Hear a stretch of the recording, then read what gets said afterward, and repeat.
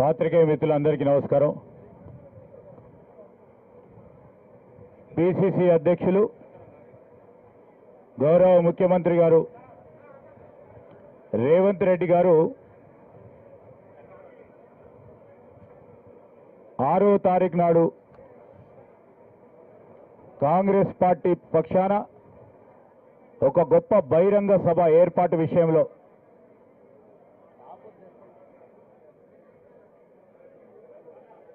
పర్యవేక్షణ గురించి కార్యకర్తలను మిత్రులందరినీ కూడా కలుసుకోవడానికి రావడం జరిగింది. ఈరోజు నేను జిల్లా ఇన్ఛార్జ్ మంత్రివర్యులుగా పిసిసి అధ్యక్షులు గౌరవ ముఖ్యమంత్రి రేవంత్ రెడ్డి గారి నేతృత్వంలో 6వ తారీఖు నాడు 5 గంటల ప్రాంతంలో ఈ బహిరంగ సభ తెలంగాణ జనజాతర సభను నిర్వహించబోతా ఉన్నాం. ముఖ్యమంత్రి గారు నిర్వహించే ఈ బహిరంగ సభకు సంబంధించి ఆనాడు నేను పిసిసి అధ్యక్షులుగా ఉన్న రేవంత్ రెడ్డి గారి నేతృత్వంలో పెద్దలు సోనియా గాంధీ గారు,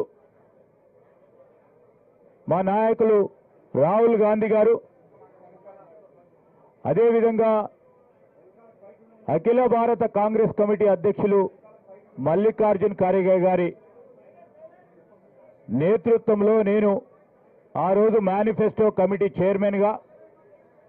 ఇక్కడే ఇదే ప్రాంతంలో ఇదే ప్రదేశంలో రేవంత్ రెడ్డి గారు ఈ రాష్ట్రానికి సంబంధించిన ఇతర సీనియర్ నాయకులు పెద్దలందరూ కూడా ఒక పిలుపునివ్వటం జరిగింది. మేనిఫెస్టోను ఆ రోజు ఇదే ప్రదేశంలో ఇదే తుక్కుగూడలో తెలంగాణ రాష్ట్ర ప్రజలందరికీ మేము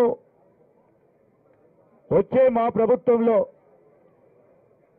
మేనిఫెస్టోలో ప్రధానంగా 6 గ్యారెంటీలతో పాటు అనేక అంశాలను సోనియా గాంధీ గారు, రాహుల్ గాంధీ గారు, మల్లికార్జున్ ఖార్గే గారు, రేవంత్ రెడ్డి గారు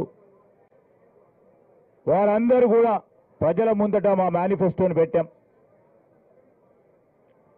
ఆ క్రమేణా ప్రజలందరూ కూడా ఆశీర్వదించి కాంగ్రెస్ పార్టీ ప్రభుత్వాన్ని నిలబెట్టడం జరిగింది. ఈ జనజాతర బహిరంగ సభకు కూడా ఆ రోజు సోనియా గాంధీ గారి ఆలోచన మేరకు ఈనాడు మరొక మారు కేంద్ర అఖిల భారత కాంగ్రెస్ కమిటీ మేనిఫెస్టోకు సంబంధించి సమన్వయపరచడానికి మన రాష్ట్రానికి సంబంధించిన ప్రయోజనాలని మేనిఫెస్టోలో